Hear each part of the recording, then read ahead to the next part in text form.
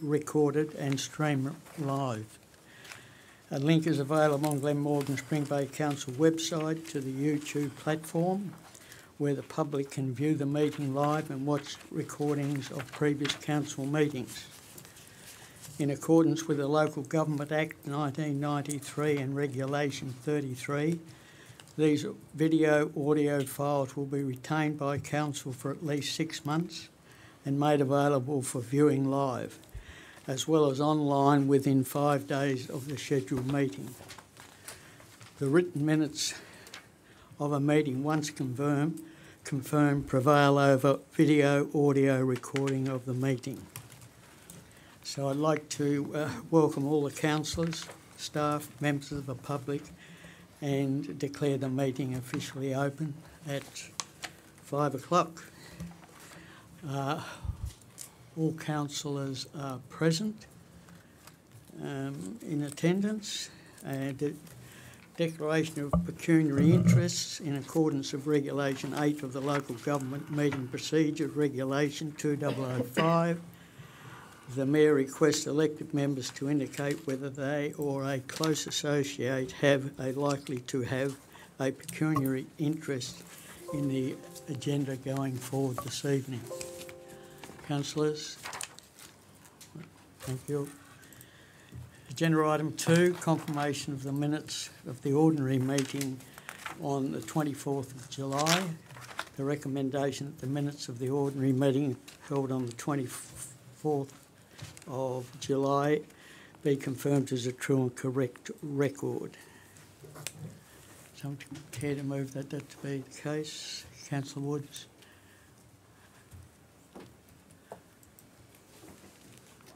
Councillor Steiner, all those in favour?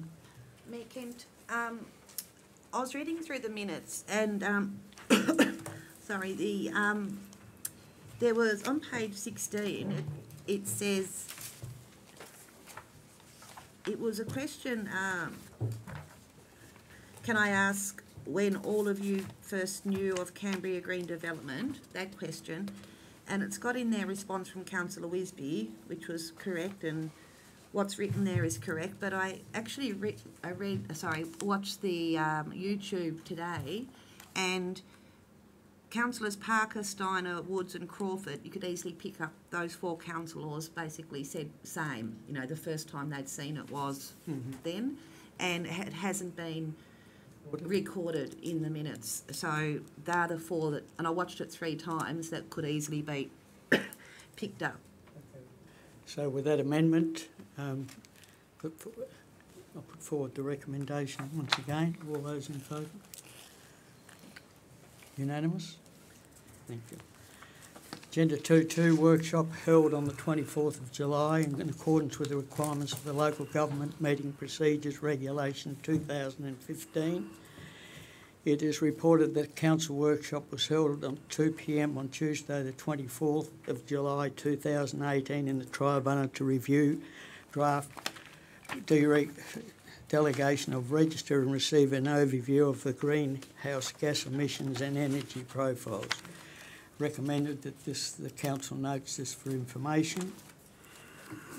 2.3, workshop held on the 21st of August in accordance with requirements of the Local Government Meeting Procedures 2015. It is reported that the budget workshop was held at 4:30 on Tuesday the 21st of August in Tribunal to review the draft annual plan and the budget estimates for 2018-9.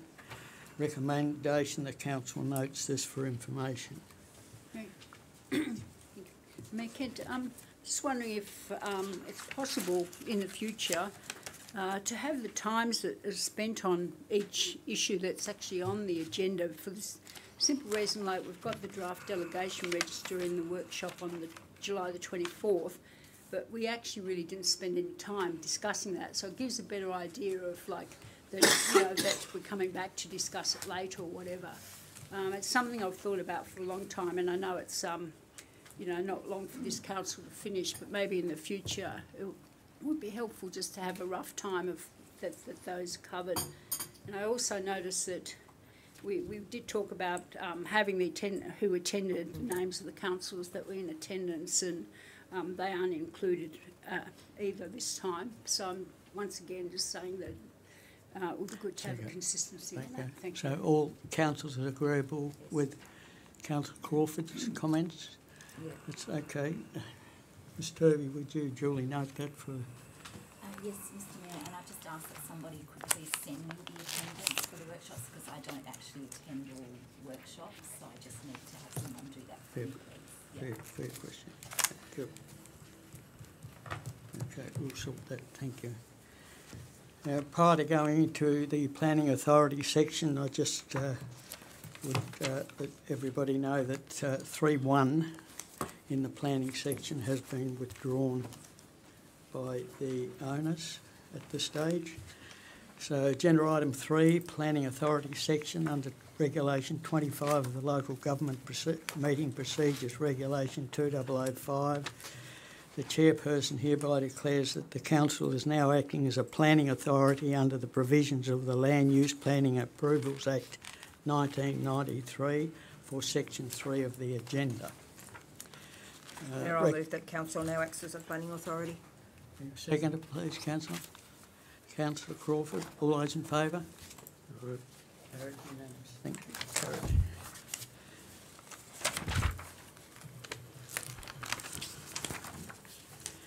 So 329 Willie Avenue, Bicheno.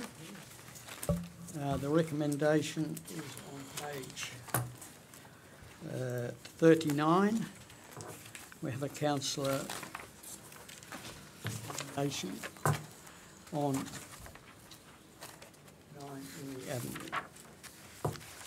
Care to move the recommendation?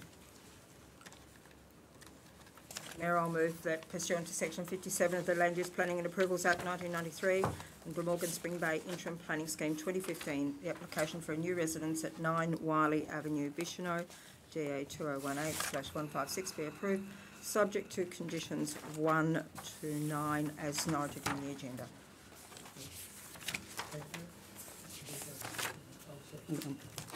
Councillor Farmer. Okay, open for discussion, councillors. Councillor Wisby. Mayor Kent, I'm just querying the, this says the second story will sit just outside the building envelope, and I can't, can you tell me how far out, please? Compliance Manager, Mr. Bell. Mr. Mayor, there are building envelopes shown on the plans, but council should note there's a recommended condition to increase the rear setback. 3 metre minimum to the 4.5 metre minimum. That was done, that was a late minute amendment to the plan. Compared to what we've got here today? Yes. Oh, sorry, can you just clarify, tell me what condition we're changing? It's number 2. So the short answer is there's not an accurate plan in this agenda showing what the the building envelope is under this increased setback from the 3 to the 4.5. And the 4.5 would have made it not discretionary, is that right? No, there are other discretions, so that regardless of that change, there's some other discretions. But to not in consider. respect to the building envelope? It might be a very, very minor change, or very, very minor point outside that building envelope. Mayor, I just want to clarify that. So what I've got here is the rear setback must be no less than 4.5 metres. That's what's in the agenda. And that still puts the building outside of the building envelope. Yes. And the plans don't show that. To what degree? No, because the elevations that are in the agenda are from the original proposal. So it was advertised with the 3 metre rear setback in response to representation. The applicant has offered an increased setback. So that will obviously make a significant improvement to the degree of compliance of the dwelling. But do you know how far outside of the the building envelope, it now sits at 4.5? Is that the only area that it sits outside? No, there's some other areas that it's outside the building envelope, but the representator's specific concern was the rear setback. So they've asked for a greater setback. Yeah. So where can I see on here how far, or can you tell me if I can't see it on here, how far out of the building envelope does it now sit? And on what side? The plans are based on the original 3 metres, so the elevations are the 3 metre rear setback. So we don't have plans. Yeah. But can you Showing tell that. me? Can you tell me what the new, we've got a building envelope and you've got the house sitting in a different location. It's not contained within the building envelope now. How far out of the building envelope is it now contained? I don't have an exact measurement on that, but obviously by moving it 1.5 metres away from the rear boundary, it is within. It may even in fact be within that building envelope. I don't have that exact answer, but you can see on the elevations what was originally proposed and what is now being requested by the applicant, and what the consultant planner has said is acceptable. Okay. Any further questions, councillors? Councillor Crawford. Thank you, Mayor Kent. I had problems with this as well. I'm wondering if the planner, Mr. Wells, could say which page that we can see where is, because it has. So on page 36, it's got the diagram of the building envelope is required, but that's not helpful at all. That's just straight from the interim planning scheme. But I couldn't read on the maps where that building envelope was. But Through the mayor, on pages 48 and 49, the proposal plans show the elevations in relation to the building envelope, as originally submitted with a 3 metre rear setback.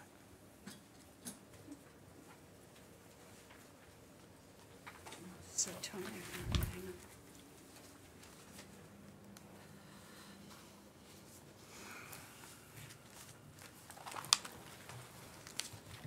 The south elevation, page 49, Right. is the rear elevation, so you can see on either side there is a slight exceedance of the building envelope. I've got it now. Thank you.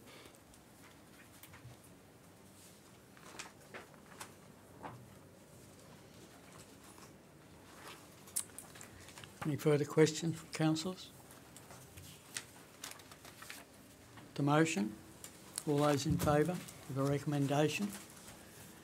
Councillor Farmer, Councillor Wisby, Councillor Parker, myself, Deputy Mayor, Councillor Crawford, Councillor Steiner and Councillor Woods.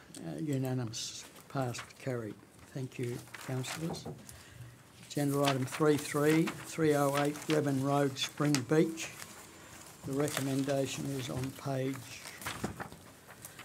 62. Somebody care to move the recommendation on Rebben Road? Councillor Wisby. Pursuant to section 57 of the Land Use Planning and Approvals Act 1993 and the Glamorgan Spring Bay Interim Planning Scheme 2015, that the application for 2 lots at 308 Rebben Road, Spring Beach, SA 2018/11 be approved subject to the conditions listed 11 to 29. We have a seconder for that recommendation, councillors. Is it 11 or 1 to 29? Oh, sorry, I can't read. 1. Thank you very much. Councillor Woods. I'll second it. Open for discussion, councillors.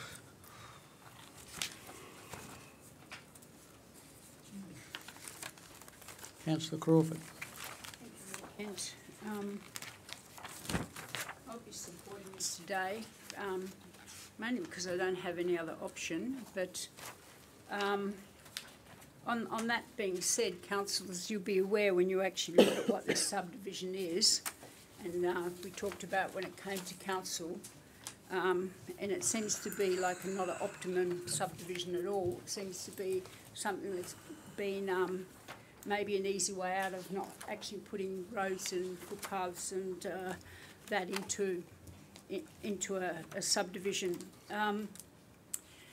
Problem I have with that, we've just been talking today about Coles Bay and the problems with footpaths and that they're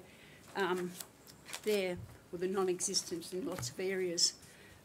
With this kind of subdivision in 20 or 30 years, there's going to be a lot of people saying, well, where do you put the footpaths, or why the footpaths aren't there, or where the accesses aren't there. But as this today is just a subdivision of one extra lot, and because it basically complies with the subdivision, I will be supporting it today, but reluctantly.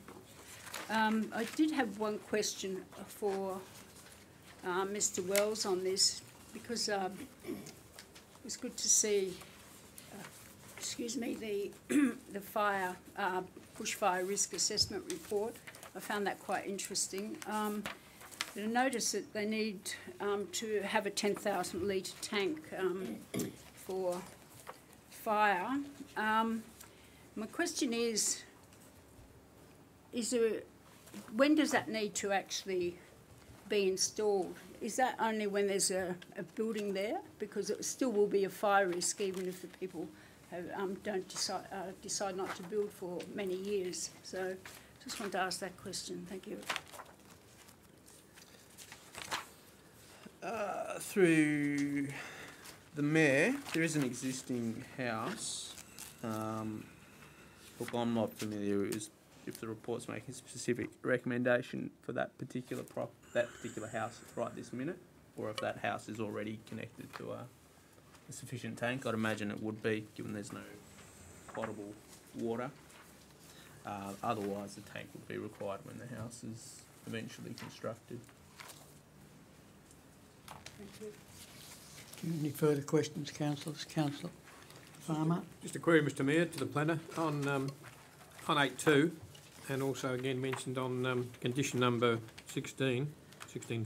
It talks about the access has to be sealed for the full length. There's no other accesses there that's sealed, so at the full length, the driveway right in. So that's a new condition that's going on to subdivisions, or? Through the Mayor, look, it's not so much a condition, it's actually built into the planning scheme. So whenever there's an internal lot, today's planning scheme says it must be a sealed access, which I think was there to try and discourage internal accesses. So look, we have to condition it that way. It's a minimum requirement. Because the owner of the lot who subdivided it doesn't have to have his access sealed, but the new access has to be sealed right next door. It just seems to be a very abnormality of the whole thing. Yes, yeah, look, the statewide planning scheme doesn't have that as a minimum requirement, it leaves it to more a practical judgment. Thank you, Mr Mayor. Further questions, councillors? I'll put the recommendation. All those in favour? Councillor Woods, Councillor Steiner, Councillor Crawford, Deputy Mayor, myself, Councillor Parker, Councillor Wisby, Councillor Farmer, unanimous. It's carried. Thank you, councillors. Under Regulation 25 of the Local Government Meeting Procedures Regulations 2005, the chairperson hereby declares the council is now no longer acting as a planning authority under the provisions of the Land Use Planning and Approvals Act 1993 for Section 3 of the agenda. The council no longer acts, the recommendation is the council no longer acts as a planning authority at 18 minutes past 5. Thank you. Moved Councillor Crawford, second Councillor Wisby. Thank you.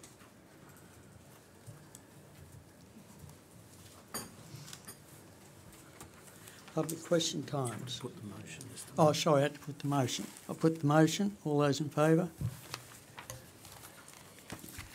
Mr Parker, Councillor Parker, you in favour of the motion? Yes, sorry, yes. Yeah, thank you. unanimous, thank you. Thank you. Now, public question time. Agenda item 4. Kerry. Just before we start, Kerry, you need the microphone. We're getting a bit... Quite well, can't I, Angela? Yes. Usually not an issue. I have 2 questions, please. The first being, which council staff member is responsible for the placement of council notices locally? General Manager, would you like to respond? I have no idea, Mr Mayor, but we would, normally it would just be whoever's going to the notice board that would put them up. The second part of my question might clarify that, David, because the second question is, could that nameless person please ensure that instead of ground level, that notices are placed at a reasonable height to enable members of the public to read them? And I ask that because there's currently a council notice at ground level in Benaki Drive, where I live, and it can't be read just by standing. You have to get down on your hands and knees to read it. Thank you. Thank you. Thank you. Tony, you'll have a look at that, I guess, when you're driving past. Works Manager? No? Mr Mayor, I know what it is now. It's actually planning notices. I thought it was a notice board, but that's... Oh no, it's a tree stump. It's a tree stump. It's a tree stump at ground level. Yes. Ready for wombats. I know what it is now. That's fine. Tony, you there? Tony Rigby? Yes, mate. Yep. Oh, sorry, Tony. You're Yeah, right, yeah. go for it. My name's Tony Rigby and I live at Cambria Drive. Thank you. Can we ask if the planning department has sent out all the acknowledgements, letters and emails to all of the public representations are received with regards to the SAP at Cambria Green? Thank you. I'll direct that question to our Compliance Manager, Shane. Yes. Through the Mayor, I think, look, I can't say that all have been acknowledged yet. They're still being, unfortunately, there are a lot of them and it's taking a long time to get through them, so they are still being recorded. But that process should hopefully finish early next week or late this week and they'll be out. But I believe the majority have been. So there might be some still a couple that are still to be done. All right, so in the very near future then, everybody who put in the representation will receive an acknowledgement. Thank you. Thanks, Tony. Colin Stevenson. My name's Colin Stevenson and I live in Cambria Drive. My question also relates to the Cambria estate. At a previous meeting, a question regarding the proponent's future use of the airstrip was put to the planning manager, and his answer was through the mayor. An application could be made today for that under the current planning scheme, and this was to do with the proponent's possible proposed changes of the use. Now, it's my understanding the airstrip currently can only be considered if it's demonstrated to be ancillary to the agricultural use. An airstrip to transport passengers to and from the site is currently prohibited. Can you explain exactly what could be applied for under the current planning scheme with regard to that airstrip? Thank you. Shane? Mr Wells, I should say.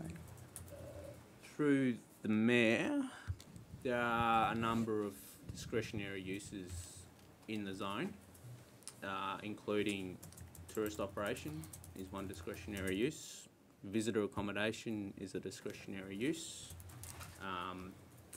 So, for instance, there is one of the distilleries up at Bothwell. It doesn't have an airstrip, but it does have a helipad, specifically to bring in clientele by helicopter to drink at their distillery. that's the same zone as what we're talking about here. It's deemed as not as an airstrip, but as ancillary to another use, in this case the distillery use that was already established. So if they, for instance, had a visitor accommodation facility, a lodge, whatever the case may be, an airstrip, helipad could be incidental to that use for the purposes of bringing in their clientele. And it could both be discretionary for emergency services, that concept of a flying doctor's service. I think I understand that, but I don't think you've probably answered my question. The current planning scheme prohibits transporting of passengers on that airstrip. So that would not apply to this airstrip. My understanding is that under the present scheme, it has to be ancillary to agricultural use, nothing else. What I was trying to explain was it could be ancillary to agricultural use, or if an owner makes application to use some other sort of discretionary use, an airstrip could be ancillary to that use. So it could be ancillary to any other permitted or discretionary use that you can apply for now. I think you're correct in saying you couldn't just use it as apply for an airstrip and have Jetstar land on it. That's not possible. But if it's ancillary to something else that has an approval in place, then it could be used for that purpose. Thank you, Colin. Jenny Churchill. Thank you, Mayor. Yep, Jenny Churchill from Dolphin Sands. I have two questions. The first one... The first one, again in the council meeting of July the 24th, and I believe this was a statement by the then planner, Shane Wells, that the specific area plan does not provide for residential subdivision. My understanding is that apart from Precinct 3, in the SAP, there is intended to be no limitation to the type of residential use. And it could include everything from boarding houses, communal residences, hostels, residential colleges, residential aged care facilities, retirement villages, single or multiple dwellings. And the SAP, in relation to density, site coverage, etc., does allow, through a discretionary pathway, subdivision for residential purposes, which does seem to be at odds with your statement in the last meeting. Through the Mayor, well, it's not a residential proposal. It's not a residential proposal at all. In my view, the SAP does not allow it. If there are others that think there's a way around it or some loophole, I don't know, I assume that's what you're alluding to, that there's some loophole in the SAP or something that would allow this. I don't think that is the case. I think the SAP provisions don't allow it. I think the proponent has no intention for a residential subdivision. And in my assessment of it, I've had no intention whatsoever of allowing a residential subdivision. And that will be the advice given to the Planning Commission, will be how it's determined. It's not a residential subdivision. But apparently, according to our planners, it does allow for it through discretionary pathways. It does allow subdivisions for residential purposes. And because we don't have a DA and it's a master plan concept, in inverted commas, it doesn't really matter what the proponents are saying at this point in time.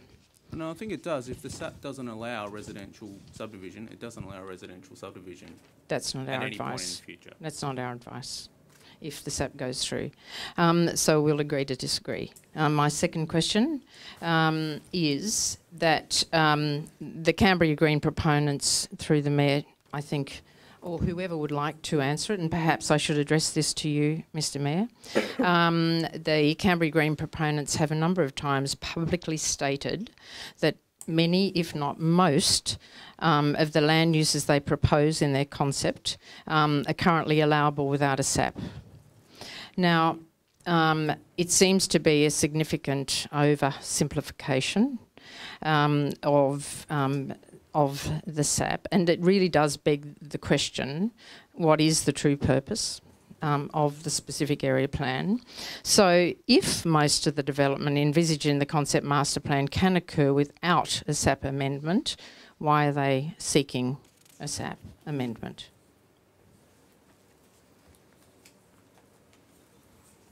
Comments, apart from already what you've said? You any Through the further- Mayor, it sounds like a question to the proponent. Yeah, have you got any further? They've made statements on this. Yeah, just hang on, Shane. Mr Mayor, those things are discretionary. Some of those things are discretionary and they're not allowed. They're discretionary. So the proponent could apply for a golf course. It's discretionary. It's not allowed. So therefore, yeah, they do need to pass the specific area plan to have a lot of these uses. Well, In particular, the scale and intensity of the uses that they're proposing. That's a technical thing. I don't. Yeah, but there's a lot of what is happening there is a discretionary use. What the SAP allows is that it's an overall master plan of what they intend to do, but they still have to do DAs for each development. Each area, yeah. Okay, thank you. Thank you very much. Steve? Steve Barrett? My question's for the councillors. I did a little research and talked to some people who had visited a similar development in Lambangan in Indonesia. On asking about the staff there, it seems that there are no skilled or semi-skilled local staff employed. For example, the boat drivers are Chinese. When one would think that it was probably safer and more effective to use Indonesian boat drivers. The same with the hotel staff, the waiters, the barman, and bus drivers and so on. I'm wondering what your research on similar projects has turned up, and if so, if you've done that research, do you think that this is important in terms of considering this application? Thank you. Well, from my perspective, I can only say to you as what has been said to me by the investor stroke development and what he has said in the media, and in some of those occasions he's made it quite clear that he was going to employ local people to do the residential motel type jobs and whatever else. Now, what he does at the end of the day, who knows? I think this development's going to be a 10 to 15 year development, and there'll be the DAs and what he intends to put there may or may not change as we go through the next 10, 15 years.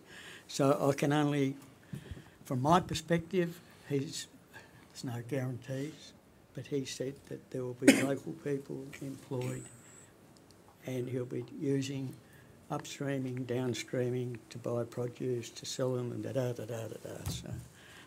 So I can only tell you what he's told me. Okay, thank you. Have any of the other councillors researched similar developments? Yes. Okay. No, well, Could I answer? just one, because it's not a debatable situation. It's a yes and no. Yep. So I'll allow one. I I'll share get your shot. concerns because I have similar concerns and have always had them with this particular project. I haven't done the research, but I'm not sure that it would actually be part, like employment, would actually be part of the SAP considerations. That's, that falls outside that scope, I think. But I definitely share your concerns. Thank you. Thank you, Councillor. Mayor. Thank you, Steve. Sue?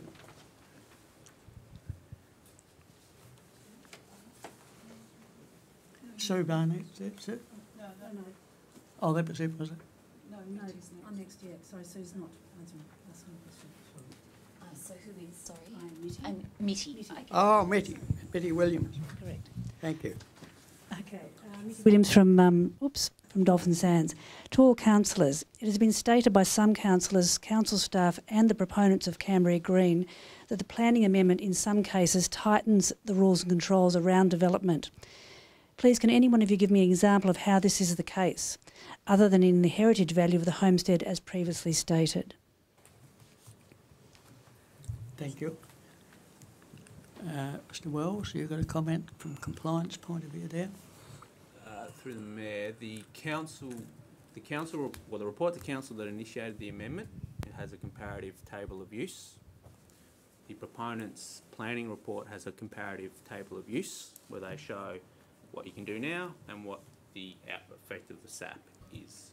So that's the document. I don't have that list here to check, but there are a number of uses that can be applied for now that they don't wish to be able to apply for down the track. I can only encourage you to look at the documentation and see that table. Okay, so where's that table to be found? There's the proponent prepared one. It's in Irene Inc.'s planning report that went with as submitted to council, and the council, my report to council has a similar table. I've expanded it and dealt with future statewide planning scheme zones and those sorts of things, but it's all there to check and read. So you can't give me a specific example here? Not without the paperwork in front of me, no. And no one else? Okay. Thank you. Anne Hill. Anne Held, a resident of Cambria Drive. Through the Mayor, I'd just like it to go on public record that I emailed Mr Wells on the 7th of August with some points of clarification.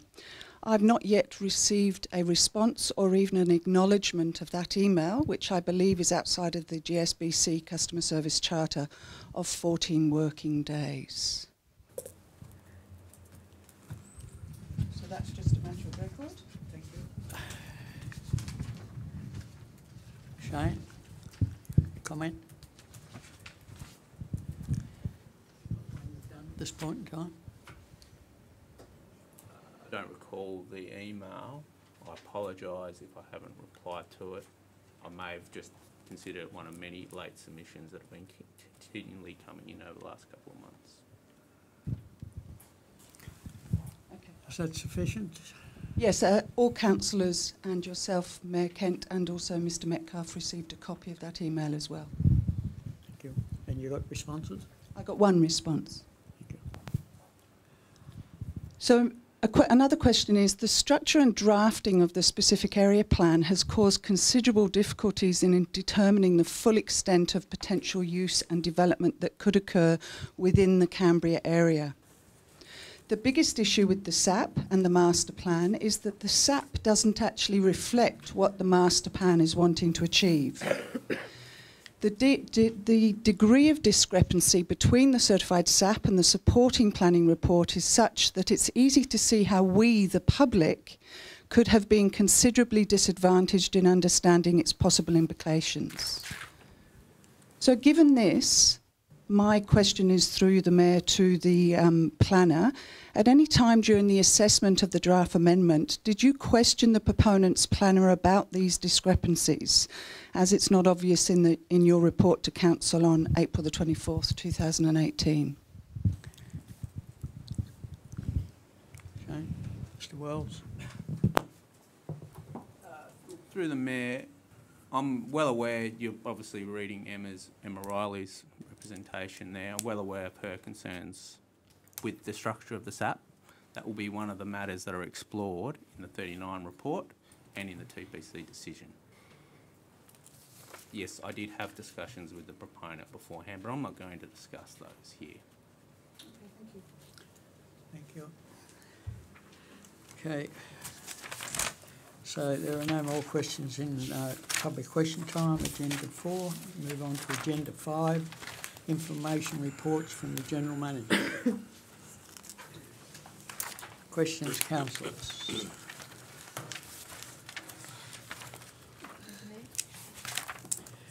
Councillor Woods. Thank you. On page 94, under the Manager, Community Development and Administration, Mrs. Lona Turvey, Healthy Lifestyle Program. Just as a matter of interest, who is the councillor involved with this initiative and what is it going to entail? General Manager?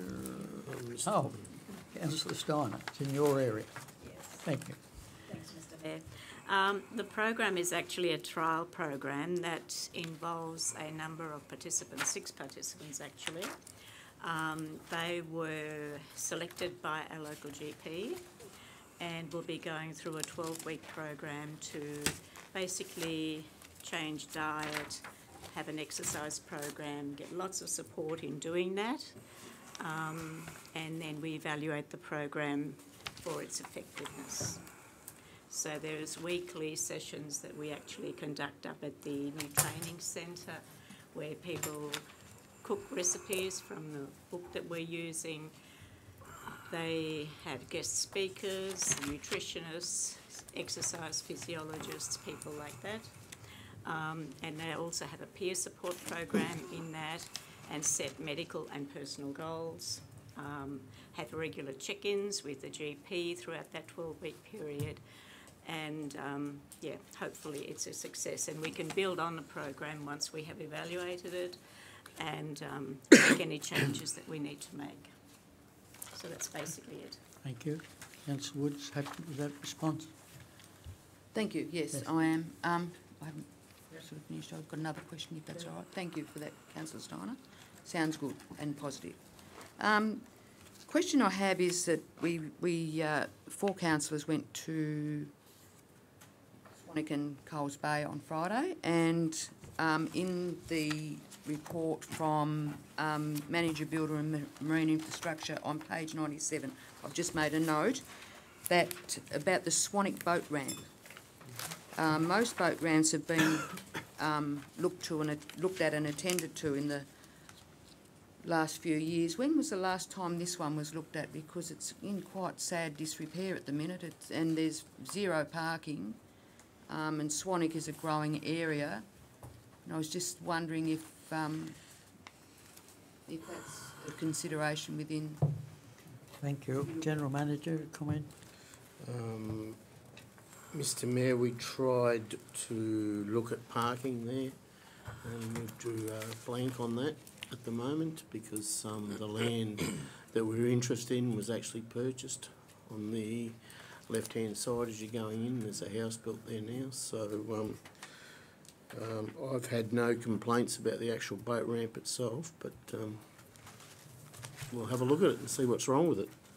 Oh, it's an observation. It's not necessarily. I'm just wondering whether the council's got any consideration for, or to look at it and also re-establish the picnic table that rotted and blew away, or whatever, floated away. We'll have a look at it. Yes, Councillor. thank you very much. Thank you. Councillor Crawford, did you? Yeah, thank you, Mayor Kent. It's actually just following on from Councillor Woods's question about the health lifestyle program. Just wondering who initiated that and who's actually involved with that besides just the doctor, as a person that, as a councillor, could have qualified for that very well. Matter of fact, maybe I'll have overqualified for a obesity representation. So I was just wondering on that. Yeah, if I'll let you and Britt find it out. So I was just wondering whether who's actually involved, who's initiated it, as well as you're talking about if it's a successful outcome. Yeah, will that report come back to council and where that will go from there? Thank you. Councillor Steiner, do you want to add to? Yes, Mr Mayor. I actually initiated it and had a discussion with the Community Development Manager. We then approached the GP and he selected the people, so that's how it came about. And also given my background in health, I guess that's where my interests come from. The evaluation can certainly be tabled at council, and I'm sure that we welcome any input from fellow councillors to the program. Thank you. Just from that, well done. That looks like a good program. Well, I haven't seen the program, but it looks like a positive thing. It was just that during the conference, the LAGAT conference, one of the state has a health person that's working with council on some other program, and I just wondered if it was that. So it's obviously not. So I'm not sure what that other program is. Thank you, Councillor Steiner. I have a few others, but yes. I'm quite happy if other people. Well, you got keep something. going until I spot somebody.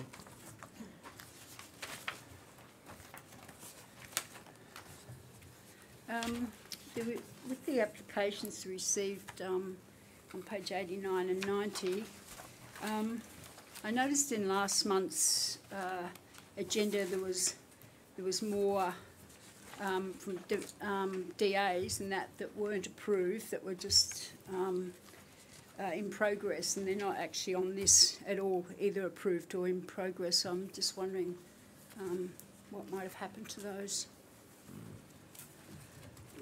Chances are they're still in progress, still beyond further information or on advertising or something like that. Okay, thank you. Councillor Parker. Thank you, Mr Mayor. Going on from what Councillor Crawford was saying, I find it a little bit difficult when something is in progress and then all of a sudden it disappears from the records here and it doesn't come back to when it's all finished. I honestly think that council needs to still have this in the records so that we know exactly what's going on. Yeah, through the mayor, the report. All the reporting does is report on what's been lodged for the month, not what's been approved for the month. So look, happy to take feedback. I don't necessarily think the reporting that happens is necessarily that useful. So I'm happy for feedback and to change it to be whatever. We can do lodged and approved or just approved or... Yeah, because I like to take it back to last month's the agenda. And we had a DA in Dolphin Sands, and in it, it says in progress as constructed dwelling and outbuilding. I was being informed that that was constructed 3 years ago. Is that correct? Yeah, that was a compliance matter. So in those 3 years, were that people paying rates on a house or on a caravan? Look, I couldn't tell you offhand, but I can look it up and let you know. Chances are, ordinarily, if we don't know there's a house, it wouldn't have been rated as a house. So these things come to our attention, we take compliance action and have them legitimised. At which point we would then tell the Valuer General that the use of the land's changed, please revalue it and change the rating structure. So I don't understand then why it's still in progress. The assessment would have been in progress. So because it's just a report of what's lodged for the month, it might have been lodged on 30th. The last day we might not have done the paperwork, or we might have needed some further information. So it's just been lodged, it's in the system, it's in progress. Yeah. So my previous question, you'll get back to me on that?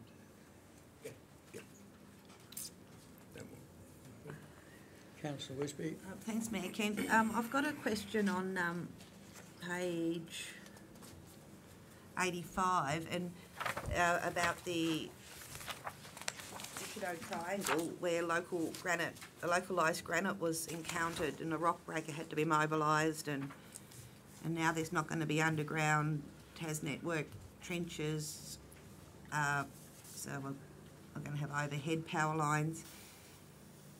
I've been asked the question, were there any, test holes dug there to see what was under the ground, because it's come at quite a cost and the look is going to be now different. So as part of the whole planning, were there test holes dug? So, okay, Works Manager, Mr Pollard, comment on the Beechenoe Triangle? Yes, for the Chair, the power was going to be underground, as we all know, which was going to benefit the project as a whole at completion time. Because we first had to go through and dig stormwater, that's where we encountered granite, and we tried for 2 weeks to break through the granite to get to the right levels for the stormwater, until a point where we had to stop. I stopped the work and we deviated the line to the old system to avoid the granite. The TAS networks would be closer to the granite area and also closer to the existing contamination area, which means if TAS networks were going to go underground, we would have dealt with the contamination factor, which is probably cost tens of thousands at the moment just for one tank, and also the granite factor, which is that hard, the 25-tonne rock breaker just couldn't get through it, so we had to abandon the whole thing. So with what we encountered with the stormwater, it was going to be worse for the underground power, so we decided to unfortunately go away from undergrounding the town. So no test holes? It was granite. That would have found the granite, wouldn't it? Yeah, the granite through there was only it varied between 500 and a metre deep. Yeah. And TAS Networks, we inquired about that, whether they could lay shallower and actually cover the mains with concrete. That's not permissible. They have to go to the recommended depth, and we just couldn't achieve that. Yep, thanks. The test holes were actually the stormwater trench next to it. So the applications on page 89 and 90, I think it'd be really good to receive that applications received in any given month remain on the table in the agenda until reported as complete or otherwise. So they roll over unless complete on the agenda. I think that would be beneficial so we can see what's happening in that area. Mr Mayor, we'd have 30, 40 pages of applications if we did that. Yeah, we've got applications that are multiple years old, still going through the system. I'm happy to talk about what might be more useful for everyone, but that would be a manual task. Page 97, Mayor Kent, could you give us an update on the Prosser River stabilisation project? Is that work complete, or I was reading the report here, the works will take approximately 6 to 8 weeks to complete. And of course this report relates to July. So is there an update on how that's travelling as of now? Mr Mayor, I believe the contract had to go to another job and will be back, so it still needs to be finished. Do we have a proposed end date on that? No, we don't. Councillor Parker's laughing, Mr Mayor. What would you like to answer? Ask Mr Parker? Yeah, it's just that your views on that, it's completely different to what mine is. I talk to the workers and the foreman nearly every day on. That's completely opposite to what I've been told. The argument is that who's paying for it at the moment? Is council's paying it because council is going to be looking after the system. The argument is we've must saying that they're not responsible because end of the day that the contractors didn't do their job correctly.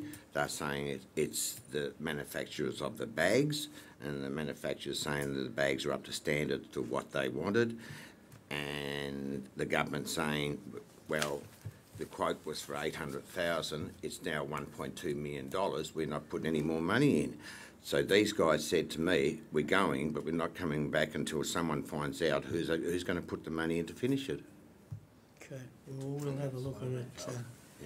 We'll get into it tomorrow and find out what the facts are and report accordingly. Thank you for that. There is one statement, Mr Mayor, council will not be paying for it. Good.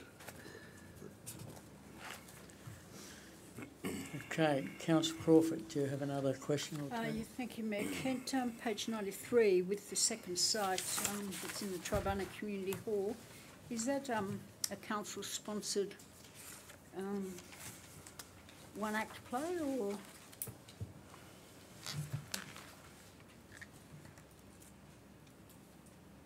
General Manager? Mr Mayor, I wouldn't have a clue. Councillor Woods, do you know anything about it as being chair of the tribunal? Thank you, Mr. GM. Sorry, through you, Mayor. No.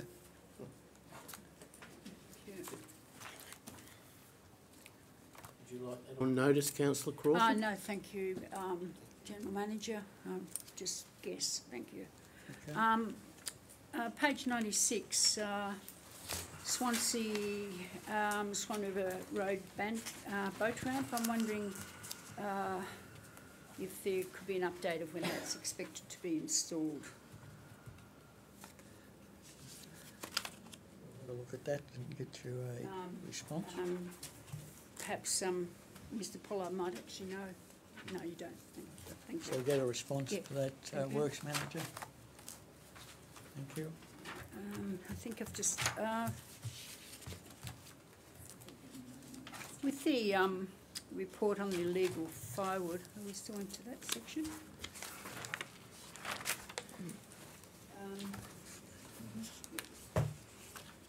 I really appreciate the report.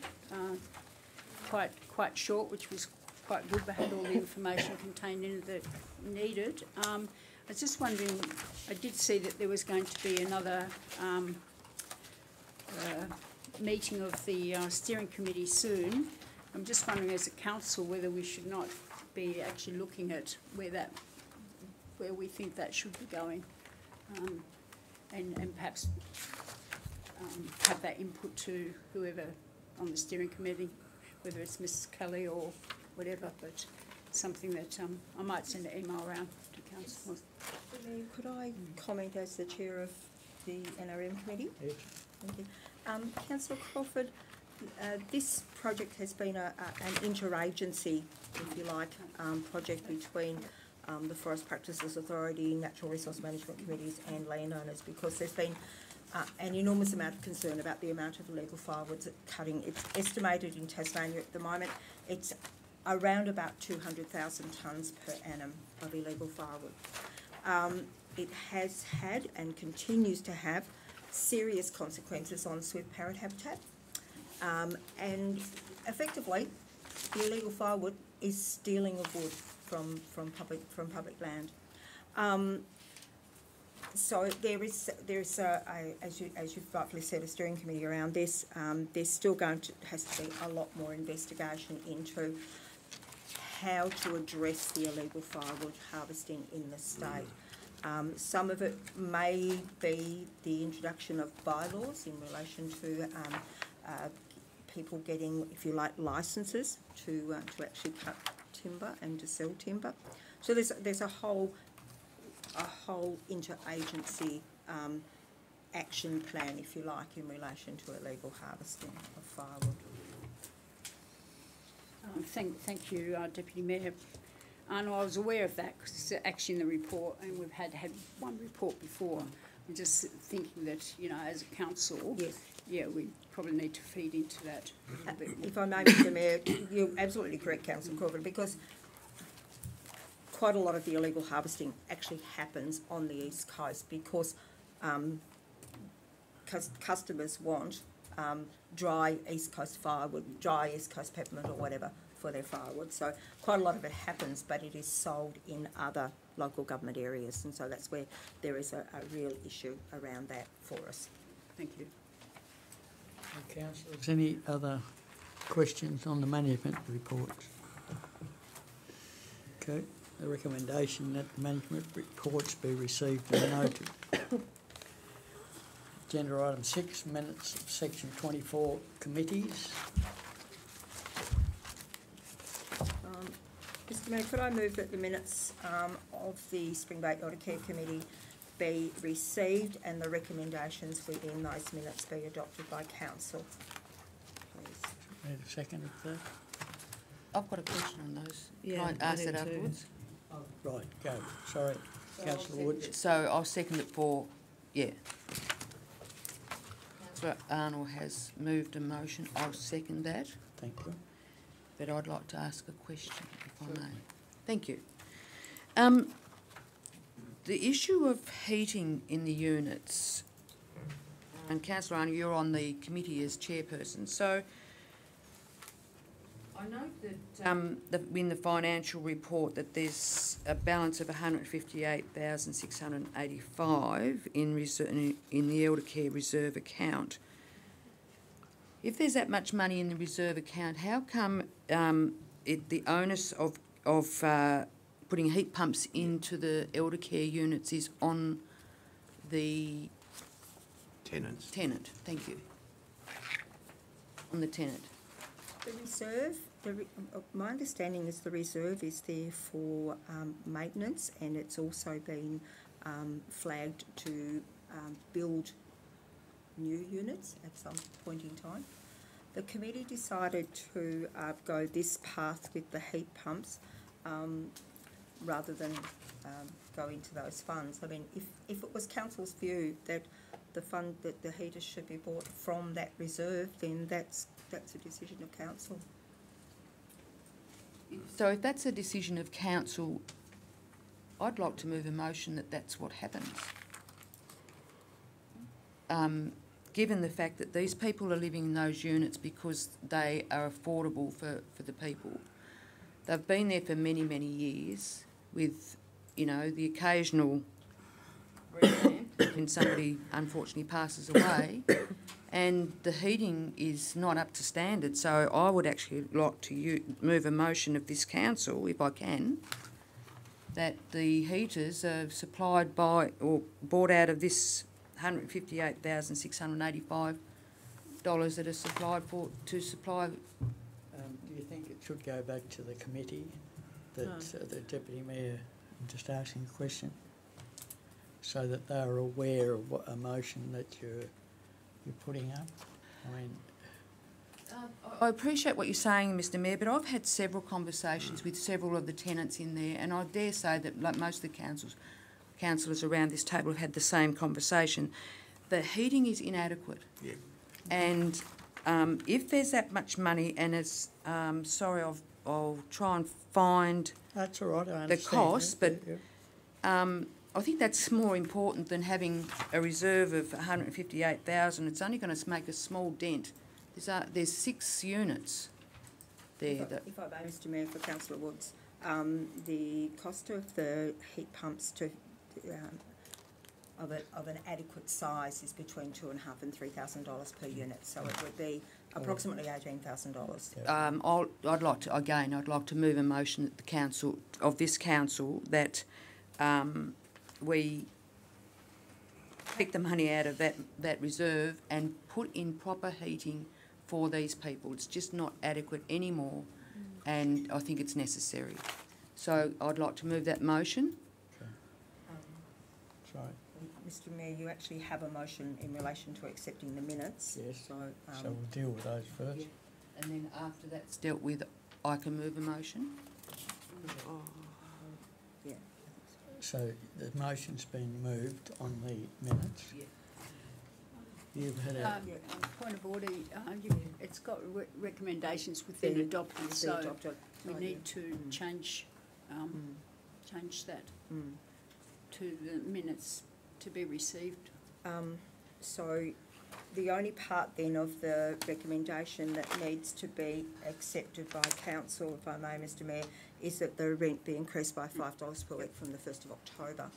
So with the permission of the seconder, I'm happy to have that motion that the minutes be received and the rent be increased by $5 per week from the 1st of October. That's the annual rental increase. Yep. So I'm happy with that. so we can change the original motion to deal with that, and then Councillor Wood should be able to deal with her motion if she wishes. So Councillor Parker, did you want to ask a question on? No, Councillor Wood's done everything, but I'm just saying I'll second Councillor Wood's recommendation. Okay. All right, so we have a mover and a seconder to move the minutes per se. All those in favour? Unanimous? Thank you. Now, So, Councillor Council's indulgence, I would like to move a motion that the heaters are purchased from the reserve held by the Spring Bay Elder Care Committee. I think that's sufficient enough. It will be. We have a seconder once again. And thank you, Councillor Woods. Just a clarification, Mr Mayor. So, 218B has been taken from the minutes. That's right. Thank you. Okay, so we've got a seconder for Councillor Woods' proposal on the. Councillor Parker. That was it. No, it's Richard. Councillor Parker, I should say. Okay, so I'll put the motion. All those in favour? Unanimous? Thank you, Mayor Councillor. Kent, I'd like to move a further motion. It's in line with what Councillor Woods has said, suggested, but it's along the lines of that an actual review of the elder care units is done, like an energy review, because it could be insulation, it could, we've just put solar panels on this roof to reduce our power costs. So, like, I agree with the putting in heat pumps, but it might be a time to do a review of the units. So I'll hand this to Ms Turvey and I'll read out the motion. That Council's Sustainability Officer undertakes a review of the elder care units for innovative means of saving energy and costs, such as installation of heat pumps, solar panels, insulation, etc., and provides Council with a report detailing findings and costs, and provides a presentation at a council workshop before the end of November 2018. Full stop. Mr Mayor, if I may, could the Elder Care Committee be included in that presentation? Sure. You've moved. You've seconded. Do you second? Second. You want a second, Councillor Wood? Okay. All those in favour of that recommendation? Unanimous? Thank you.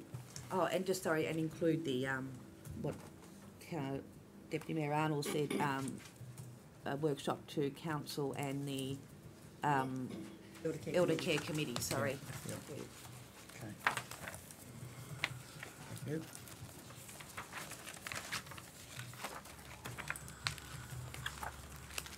Officers' reports, agenda item 7, requiring a decision. Councillor Crawford. The Council, by absolute majority, adopts the annual plan and budget estimates as presented the 15th of August 2018 for 2018-19.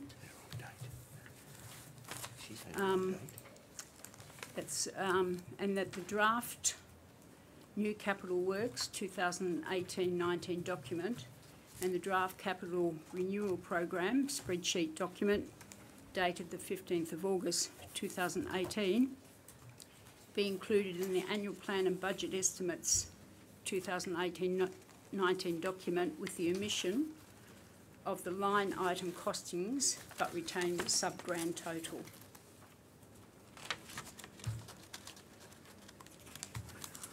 We have a second. Yeah. We have a Yeah, second. we have two. Okay.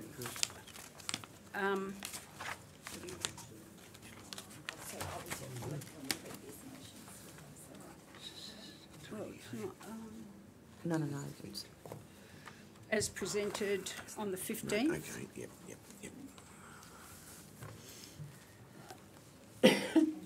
15th of August, yep.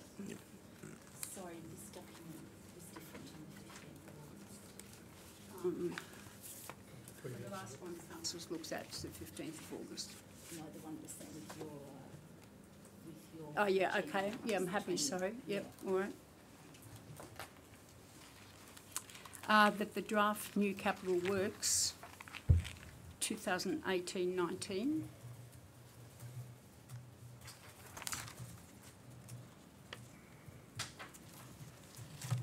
document and the draft capital renewal program spreadsheet document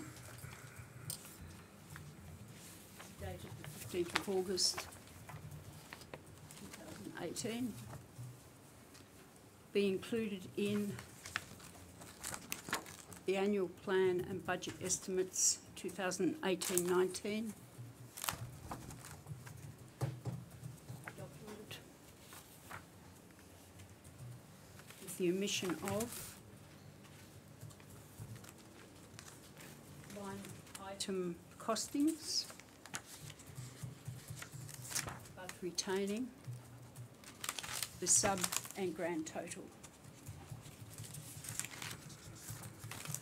Number 2 is also removing the words Orford as the site for the tip shop.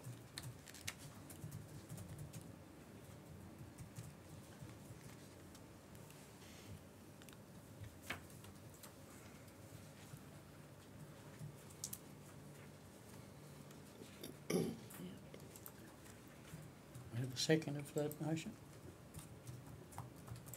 Mr Mayor, can I suggest that they be split into two motions? They seem to be totally Yes, separate to two. each other, even though they're related. It is 2. It is two, is it? I was saying one. 1 and 2, yeah. Can I request that, Mr Mayor? Yeah, well, I'm just trying to get some vibes over here with Councillor Crawford. Yeah, I don't mind if it's I don't mind if it's 2. Mr Mayor, can I make a comment? General Manager. Mr Mayor, the annual plan as it's presented complies fully with the Local Government Act. I certainly would have been putting the detailed worksheets of capital expenditure as a works review up on the website, so I don't see any reason why we should clutter the annual plan up with all the detail. I'm happy to put in the annual plan that the detail's available on the website, but as the document is presented now, certainly complies with the Local Government Act in full. So, have you got any further comment, Councillor Crawford?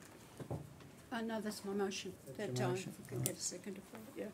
Okay, that's your motion. So 1, 2. So who's seconding? Second for the first motion. Councillor Woods, open for discussion. As a move, I'd like to just discuss this. Councils will be aware that a lot of people that are standing again for council and those that aren't have stood last time on transparency. The General Manager has put in that we comply with this, but I would like to do more than comply. It's not against the Act or anything to put this in, and I actually think that the ratepayers have every right to know, right, not have to have a look on the council website, which I have a problem finding things myself quite often on that. So there's absolutely no reason whatsoever not to actually have this with the documents so that people can actually see what has been, what we have on the new capital works and what we're putting on the capital renewal. And I would suggest that if there's a problem with that, then perhaps we shouldn't actually be voting for the annual plan at all. So it just shows transparency and a bit of respect that people don't have to actually, the community don't need to actually try and look for something, they can easily find it. So that is why I'm actually proposing that. And I would have liked to see the line items budget put in, but you know, the General Manager said last time that, you know, if they were going out for contract, then the contractors might actually take notice of those. So this is actually no different really, except it's just allowing the community a bit of transparency about what actually the works program and that is going to be for the next 18-19 year.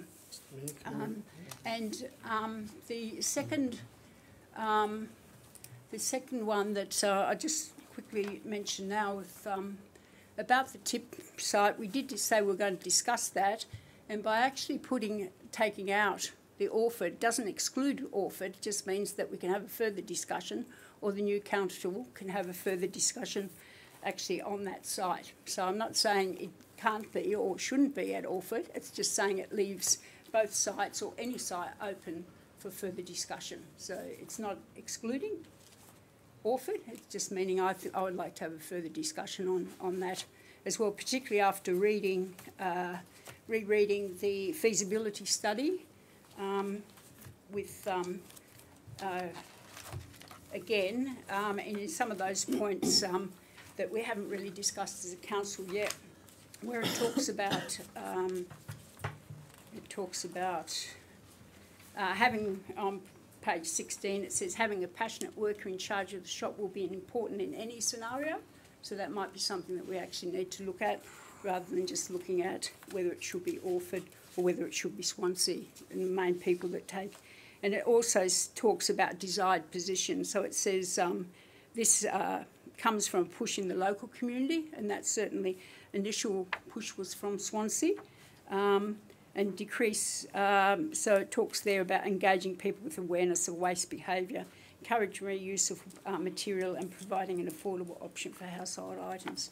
So I'd further like to discuss that. So, General Manager. Yeah. Mr Mayor, Councillor Crawford's talked about transparency. The actual capital works are documented every month, and we report against those in detail every month in the agenda. So I see no reason to put it in a report that's available once a year when it's there for 12 months a year and reported on, line by line, in the agenda. Okay, thank you. So we have the motion there on the first part. Councillor Woods seconded that, did she? She did. Okay. Yeah, she did. Any further discussion? Councillor Wisby. Thanks, Mayor Kent. In respect to the draft plan and budget estimates as presented, I'd like the spelling errors throughout the document fixed. There's quite a few of those. There's some things written in there that I'm concerned about. It's alarming that this annual report states that the cost of defending unpopular planning decisions has heavily impacted on council, and legal expenditure relating to right to information and ombudsman's requests can and should be avoided. It is a right of residents and ratepayers to appeal planning decisions, lodge RTIs and concerns with relevant authorities. We live in a democratic society that allows this to occur, and there is legislation that supports this right. As a councillor, I do not understand how requests can and should be avoided. At a recent workshop, being aware of the flu vaccine being offered to staff and councillors, I queried what other vaccines are offered that are paid for by the ratepayers. I was advised that meningococcal vaccine is now offered at ratepayer expense. I do not think it appropriate that ratepayers pay for this particular vaccine for staff and councillors, many of those who would struggle to pay for their own. There is reference to Council's master plan for the Port of Spring Bay and the included fresh seafood market. One would think Council has approved this plan. As a councillor and a community member on Council's Marine Infrastructure Committee, I was not aware that this report and substantial and costly plans had been commissioned, but heard about it from several ratepayers. Subsequently, Council's Marine Infrastructure Committee received a briefing from the engineer. Council councillors collectively have not received a briefing and council has not approved the plan. There is no mention in this budget about subscriptions to state and regional associations previously amounting to more than 100,000, such as the Local Government Association, National Sea Change Task Force and East Coast Regional Tourism. Are we not subscribing this year? Page 5 refers to ensuring existing assets are maintained to a reasonable standard, and there will also be some major capital works facilitated throughout the municipal area, referring readers to our new capital works and renewal works. At the end of the plan, the information isn't listed. It states the core business of council is to develop and deliver essential facilities and services on behalf of residents and visitors, ensuring we work towards and deliver on the 6 future directions in the Community Strategic Plan. 4 of the 6 points are: build our community infrastructure, age well in our communities, be visitor friendly, and foster health and wellbeing. It also states that council needs to show leadership in their budget, improve in the eyes of the community, and commit to providing benefits to all ratepayers and residents in the entire municipal area. I hope that this budget would provide a fairer distribution of funds throughout the municipal area. How is it possible that Coles Bay and Swanwick combined are receiving around 1% of the total value of capital works, with combined dwellings for this area of the municipality exceeding 460? In this budget, we are not building their community infrastructure, being visitor friendly or fostering health and wellbeing, when people are forced to walk on the road because there is no other option. To amend this budget will show leadership, improve council in the eyes of the community, and show a commitment to providing benefits to all ratepayers and residents in the entire municipal area. I wish to move an amendment to the existing motion, and I've got a copy here.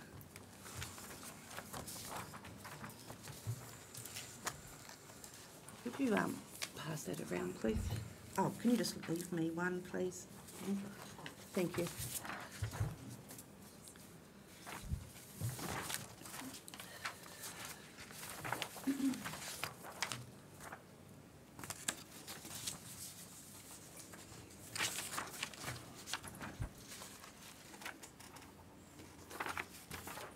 So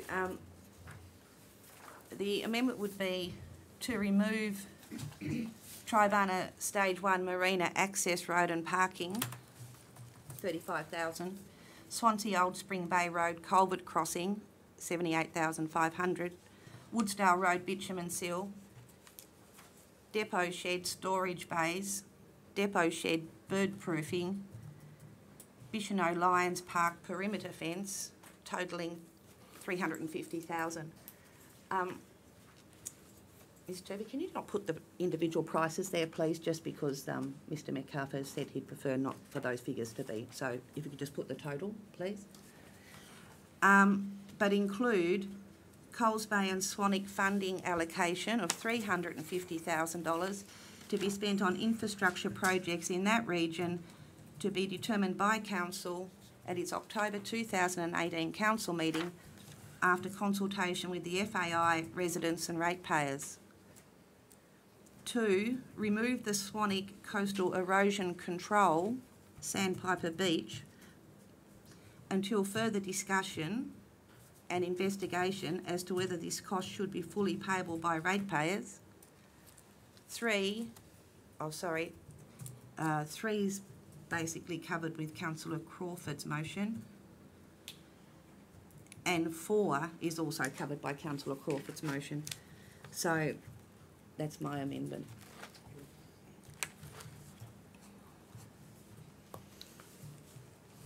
So once again, we're dealing with item 1 out of Jennifer Crawford's, Councillor Crawford's, plus your amendments. So there. Mr. Mayor, could I? Can I just comment? I'm sorry, but I would struggle to support either of these motions tonight. We held a number of workshops to actually work through the annual plan. I think it is the audit panel reviewed the annual plan. It has been defined as a responsible and achievable annual plan. And I take Councillor Wisby's point that there perhaps should be some extra funding to Coles Bay and Swanwick. But I don't think it's appropriate to actually try and discuss that tonight after we've been through and workshopped our annual plan quite significantly. The matters that Councillor Wisby has raised could very easily become part of the first annual plan for 2019-2020, I think. So I can't support the motions tonight.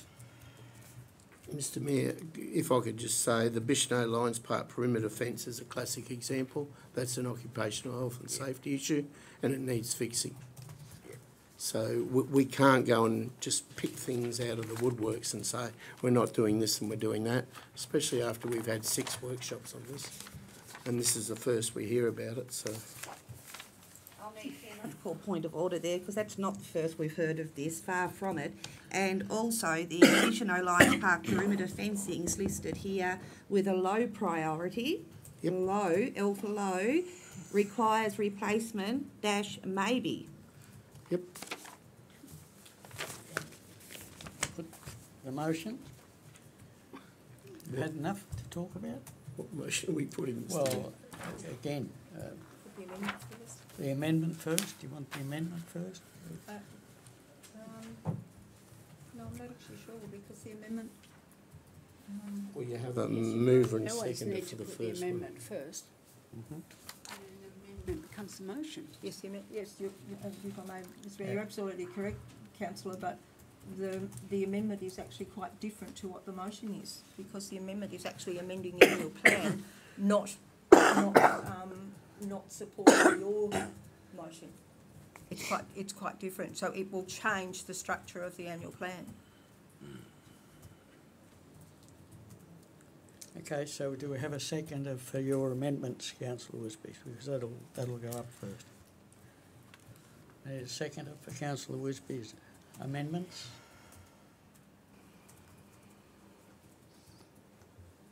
No seconder. So there's no motion. Actually, move that.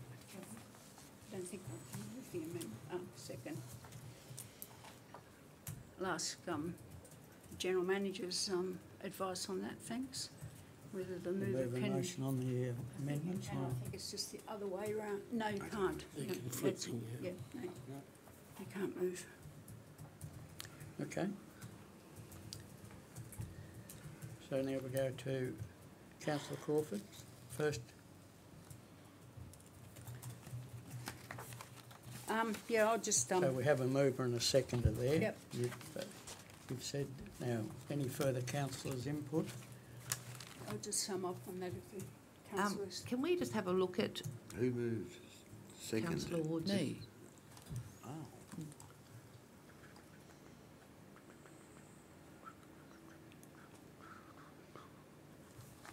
Yeah. All right. Is that split into 1 and 2? There's 2 motions. There will be 2 motions. 1 and 2. Oh, you've got 2, sorry. I couldn't see that. Below me. Any further councillor input on motion 1? Councillor Woods. Oh. Actually, no. I'll reserve for... 2. Okay. Any further comment from councillors?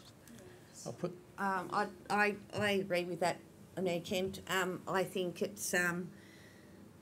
we've always had the document together, having the plan together makes sense. You know, having the work schedule as approved with this document makes perfect sense. You shouldn't have to go looking. There's no need for it. And I also think that as the Swansea, the tip shop was proposed for Swansea over some 5 years, we found out at our meeting, I think it was on the 15th of August, that it's Point now... of order, Mr Mayor, that's a second. Oh, sorry, motion, I'll yeah. talk about the Swansea one next. So, yeah, the first one, I totally agree. Thanks, councillor Discussion on Woods. the council. Could I clarify Deputy Mayor. Could I clarify the date that Councillor Crawford has used, the 15th of August? Yeah, Because that's- there's updated reports, and taking Councillor Wisby's comments regarding the spelling errors, I know there are a significant number of spelling errors that have been corrected because I actually sent them through to the office to be done, and I've just checked and they've been corrected in the document that's in our agenda that is dated the 28th. Well, sorry, can I answer that, please, Mayor Ken? This is the agenda that I was given. Is there a revised agenda that I don't know about? This is the report. This report in here has had the spelling errors that I identified corrected. There's still spelling errors in there. Okay, so can we get back to the motion? Mayor Ken, I'm just going to, with your permission, answer Deputy Mayor Arnold's. The last spreadsheet that we actually received from staff is the draft of the 15th of August 2018. So it's these ones, that's what we actually, the last ones we have received. So I assume, I haven't been told otherwise, so I assume No, that's they're okay. the most current. Yeah. I'm sorry, Councillor, I was misreading it. I thought you were saying that the annual plan and budget document was dated the 15th of August. I'm sorry, I misunderstood Ms that. Turvey corrected that one for me. Thank you. Any further comment, councillors, on the first motion? Being no further comments, I'll put the motion. All those in favour of the motion? Councillor Woods, Councillor Crawford, Councillor Wisby. Those against? Those four, I should say. Those were the four. Those against? Councillor Farmer, Councillor Parker, myself, Deputy Mayor, and Councillor Steiner. The motion is lost. Thank you, councillors. Mr Mayor, I would like to move a motion that council by absolute majority adopts the annual plan and budget estimates as presented the 28th of August. Point of order, we've got another No, we've motion got on number the two to go. table Split at the that. moment. Oh, I'm sorry. Yeah, yeah. Okay, so we have a mover and a seconder on the second motion, do we not? Or do we? We do? We don't have a seconder, Mr Mayor. We don't have I'll a second? Okay, any further discussion from councillors? Councillor Crawford? Are you summing up? Sorry, councillor. No, I'm okay. just going to speak briefly. I've said most of it before. This, I'd like to say to councillors' point out again, it does not exclude that Orford's not still on the agenda if that's what council decides after a proper discussion on that. So it's not excluding Orford, it's actually not excluding Swansea either. It's actually for a discussion to be had later. Thank you. Thank you. Any further discussion, councillors? Councillor Wisby? Thank you, Mayor Kent. I'll just go again on my last point, which I got wrong, was my understanding it was Swansea's initiative. It's been on the books for 5 years. It was then pulled out and went to a feasibility study, and then we've come out of that with having it at Orford. I don't think the report really does state that it has to be at Orford, and I think that it needs to be reviewed by council and a decision made on that in the near future before it's constructed anywhere, but I think it needs to stay there because I think it's an important, build for the community. It's where it should be is the point. Thank you. Councillors, any further comment before the motion's put? Councillor Farmer? Yeah, there was, just as I say, it was a feasibility study done, and Orford came up as the recommendation mainly because of the space that's required to put a tip shop, and there's no reason why, if that's not successful, that it can't go to Swansea at a later date. But the recommendation was done by council, and the recommendation, well, not by done by council, but by other persons, the recommendation come back to council that it be at Orford in the first instance, so the feasibility study was done. Okay, correct. No further comment, councillors. I'll put the motion. All those in favour of the motion? Councillor Woods, Councillor Crawford, Deputy Mayor, Councillor Parker and Councillor Wisby for. Against, Councillor Farmer, myself and Councillor Steiner. The motion is passed. Thank you very much for your input, councillors. Mr Mayor, before you close this agenda item though, I think the annual plan, we should consider the annual plan, and I would like to test it on the floor tonight with the motion as it sits in the, I don't believe that it's, I'm deferring to the General Manager's here, but I believe we can do that. General Manager, and another motion can be moved? Absolutely. So, on that basis, that Council by absolute majority adopts the annual plan and budget estimates as presented 28th of August 2018 for 2018-2019 year. Okay. Have a seconder for that second. motion. Seconder, Councillor Parker. Open for discussion, councillors. Councillor Wood. I'd like to just say that I take on board the points that Councillor Wisby and Councillor Crawford have made. However, having the fact that we've workshopped this for 6 workshops, and none of these points were actually brought to our attention for consideration. So I just wanted on record that is why I didn't support those. Or, however, I do find that some of the points are very valid, but they weren't brought to our attention by Councillor Crawford and Councillor Wisby through the workshop process. And, yeah, thank you, Mr Mayor. Any further input from councillors? Councillor Crawford. Thank you, Mayor Kent.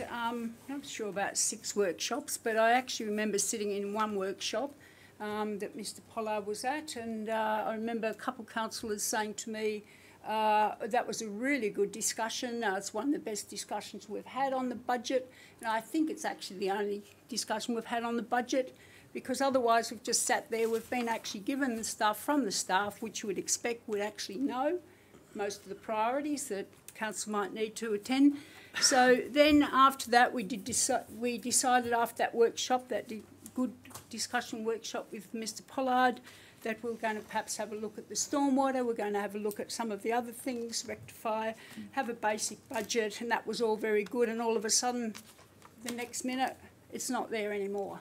So those things weren't changed. So I'm a little bit disappointed that it's being relayed that we've had all these workshops and we've discussed things. We have not. We've sat there. We've sat there and actually gone, oh, that's... And half the time, like, so the last workshop, once again, and I've talked about this to councillors and staff before, we're actually given these when we actually get to the workshop. So we don't actually see them before, and then you're quickly trying to read through and then have a decent discussion. And it's really near impossible to do that.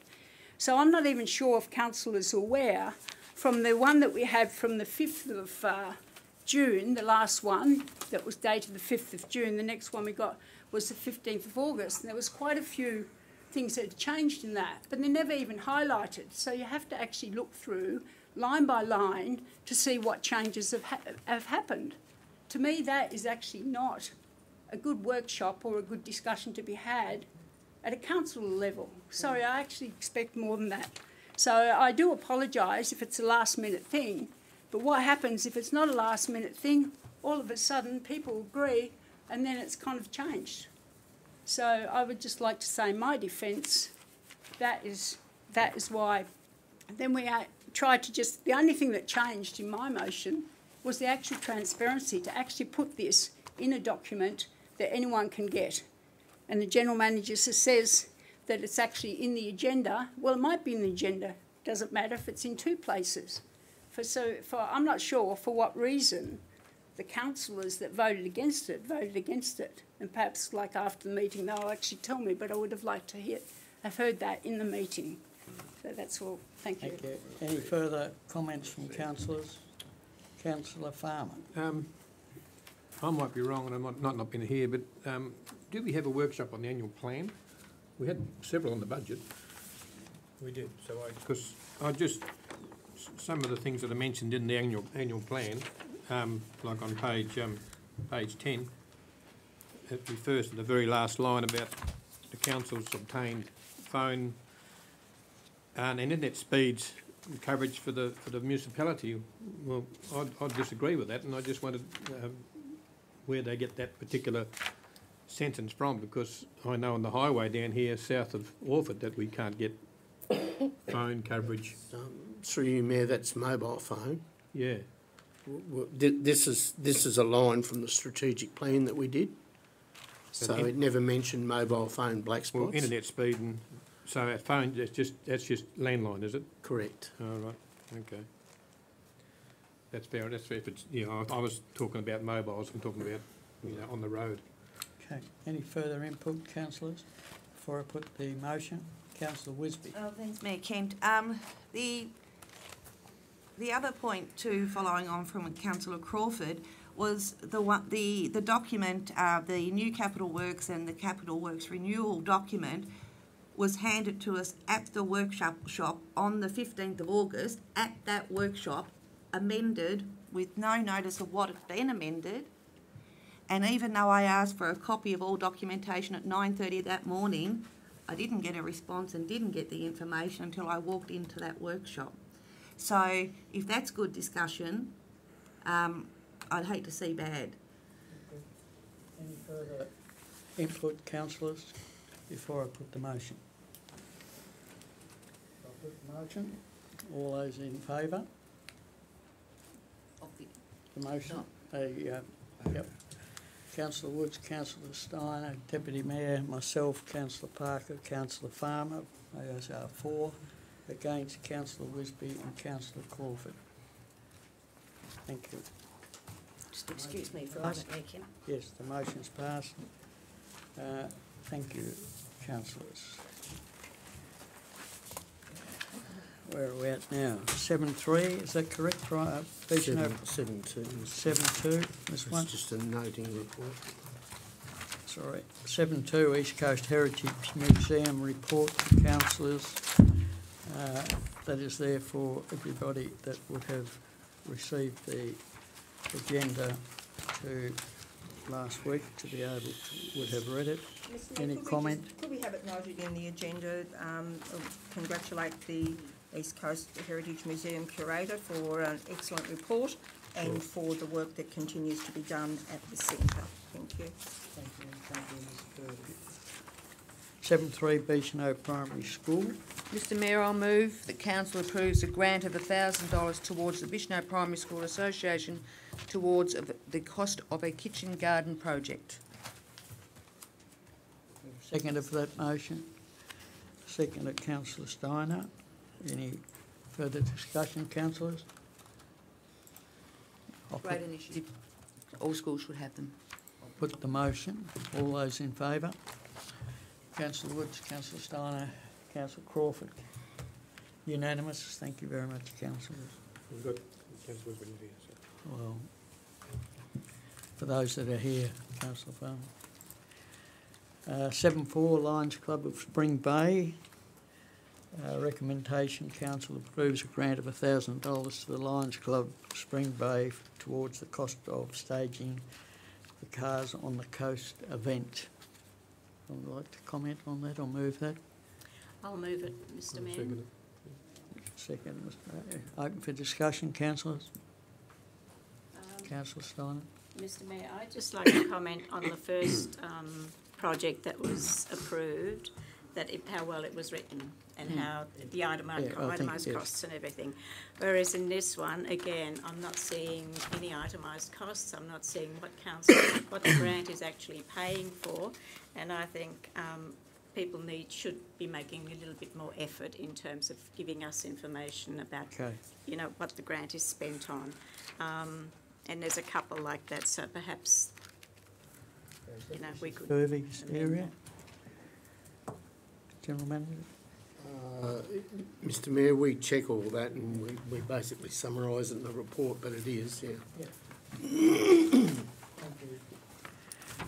So, we haven't voted on the $1,000 for the Lions Club, so any further comment, councillor, before I put the motion? So I'll put the motion. All those in favour? Unanimous. Thank you very much. Spring Bay 7.5, Spring Bay Neighbourhood Watch. Mr Mayor, I'll move that council approves a grant of $1,000 to the Neighbourhood Watch towards the purchase of a defibrillator to be installed at the Tribunna Community Hall. We have a second. Councillor Farmer, second. Any further discussion, councillors? Put the motion. All those in favour? Unanimous. Thank you, councillors. 7.6, Swansea Community Parade and Festival. Someone move the recommendation. I move that council approves a grant of $1,000 to the Swansea Community Christmas Parade Group towards the cost of staging the 2018 Christmas Parade in Swansea. We have a seconder, Councillor Wisby. Any further comment, councillors? I'll put the motion. All those in favour? Unanimous. Thank you. Agenda item 8, the audit panel minutes, there for everybody to peruse, which no doubt you have. So that's for noting. Mayor Ken, can I just ask a question on that? It says that the Sorel agreement was terminated on the 6th of July 2018. I just don't understand how that could be terminated when it was a motion of council to engage Sorel in the first instance. So how can that be terminated without that coming back to council? Mr Mayor, it didn't say anything about an agreement bringing it back to council, so it was an operational matter.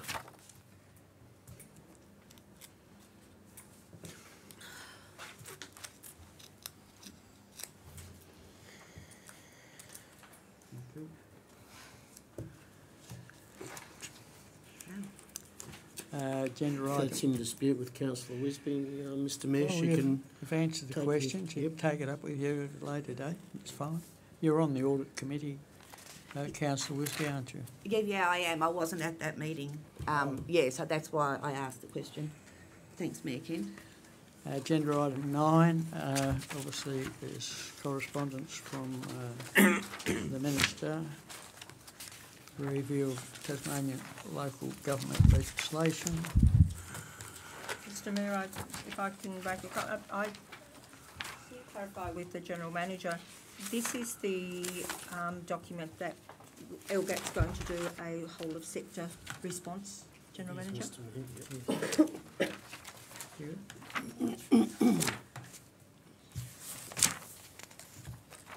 9.3 Tribunna. Excuse me, Mayor Kent, page 129, under miscellaneous correspondence, please provide your council's feedback on the draft terms of reference by no later than 20th September.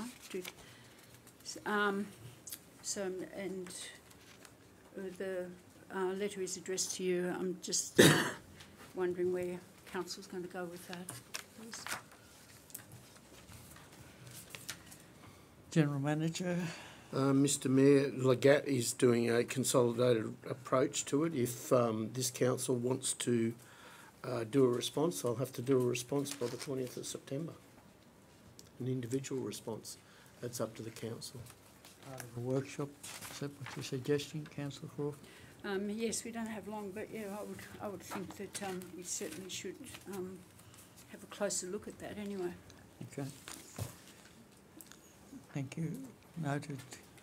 Ms Turvey, thank you.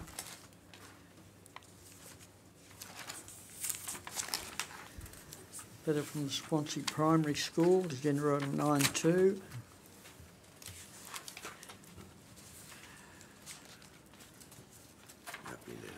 Uh, 9.3 Tribunna District School. Agenda item 10, motion tracking document. Any comment? Council? Yours?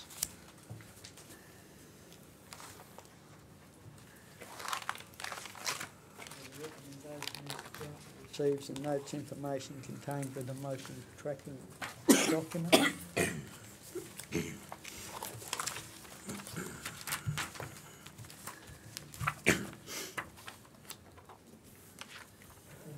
11, questions without notice. Councillors? Councillor Palmer? Given the discussion about a certain convenience on Tasman Highway, that's been going on between the council and the neighbour, regarding the toilet. Yeah. Will the council actually be writing back to the complainant and advising the reasons why? Yes.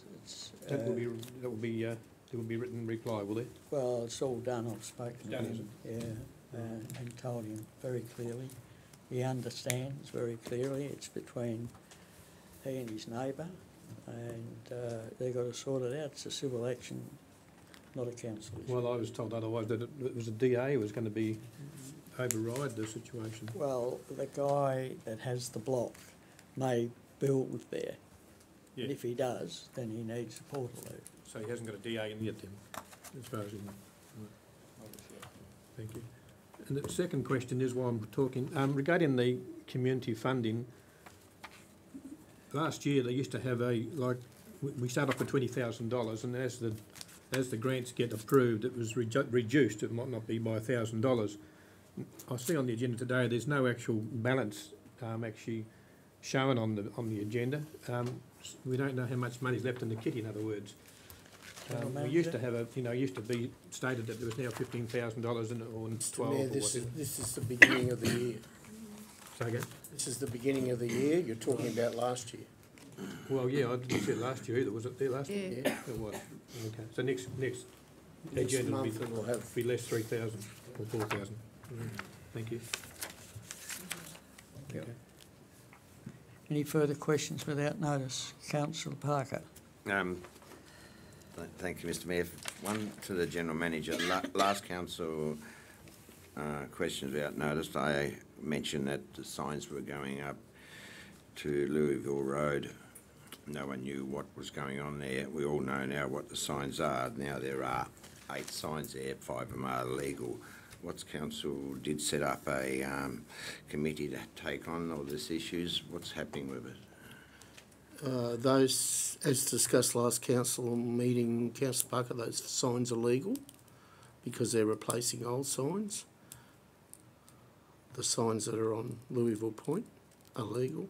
Are legal? Well, they're replacing the existing signs. But before the existing signs were advertising what was going to happen on that existing land. This Correct. is not advertising what's on the existing land. Those proponents have the permission of the existing landholder, and yes, it is all part of it. And we haven't got back to the signage audit yet to do with illegal signs, but that's one of our projects that we have to do according to staff levels. Well, I had a business person come into me today and said that they were off to remove their illegal signs because they were told by council to remove them. That might have been a fresh one. Was it a fresh one? I don't know, I didn't ask. We clamped down on the fresh ones, but the old ones we haven't clamped down on yet. Okay. I have one question to the Mayor. Mayor, I understand that you've had discussions with the federal opposition regarding a wish list. Is that wish list going to be made public, and was council involved in the wish list? With the opposition, you say? Yeah. I've had discussions with Brian Mitchell. Yep. Yesterday afternoon. Yep. So he wants to know what's happening within the municipality, and are there any opportunities for them to explore small grants between 2,000 and 20,000. My understanding, we received a letter some weeks ago on that, and I'm not sure whether it was sent out to every councillor or not, but that's it. and not interrupting here, he was saying that this council was putting a wish list in. Is that correct? And if so, is the council going to get together to put a wish list in? Well, let me put it this way. It was yesterday afternoon. Yep. I subsequently this morning spoke to the General Manager and said I've had this discussion. Here's the conversation.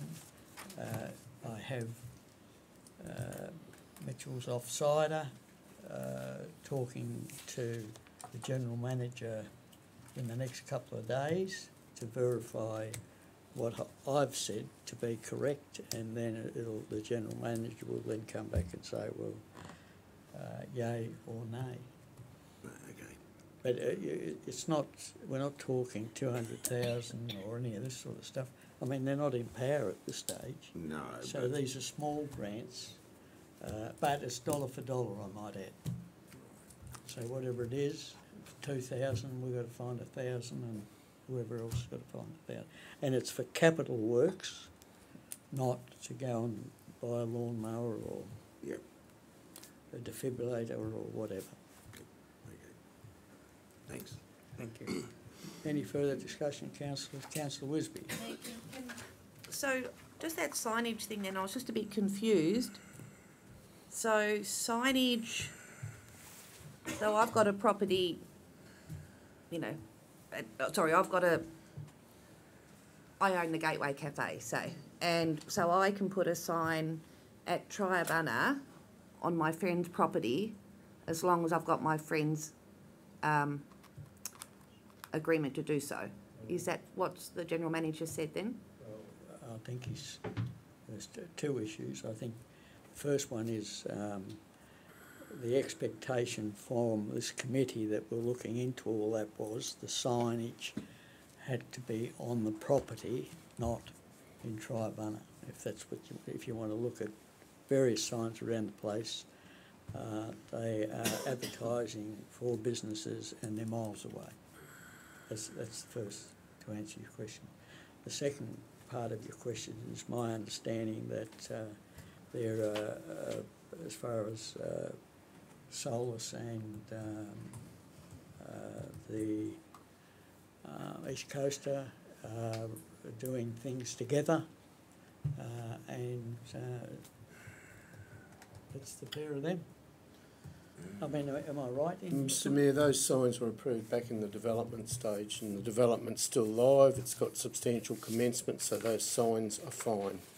Yeah, but I think what Councillor Parker is about is it was all about the Solus signs. Now it's about East Coaster. Yep. I think that's what you're trying to get at. My understanding is that that they continually work and talk together. So where it ends up, whether it's right, and we haven't finished our signage policy, so we need to do that. As I understand. It's actually against the state. Sorry? It's actually against the interim planning scheme. Yeah. It's Which quite one? clear. That's why I actually asked to have the signage group in the first place, that anything that's not, any sign that's not on your property for your business is actually not permitted. Oh, no. So that sign for East Coaster is not actually on their property, so it's actually not permitted regardless of whether Solus had one or not. And that's why I initially called for that meeting to try and get that changed so that basically what's existing now illegally could be done legally. Yep. So that was my whole thing behind that signage thing. So and it hasn't been changed. It's just still the same. So. But it hasn't been policed either. Well, there are people, and that's what people came to me and said. There are people that have actually got letters saying they've got illegal signs and that they need to remove them. But some other people, and that was one of my questions, is what is the process? You know, because some people have got them, others haven't, and some of those signs are actually reasonably new signs, and there's not just one or two, there's 3 or 4, and some of them are quite large. So, you know, I think, once again, like we were talking about before, there has to be some process and a fair process that actually, no special rules. I understand where you're coming from, but you drive from Sorrel to Hobart and you'll look at all signs, Tasmanian Golf Club as an example. They got half a dozen on one side of the road and half a dozen on the other.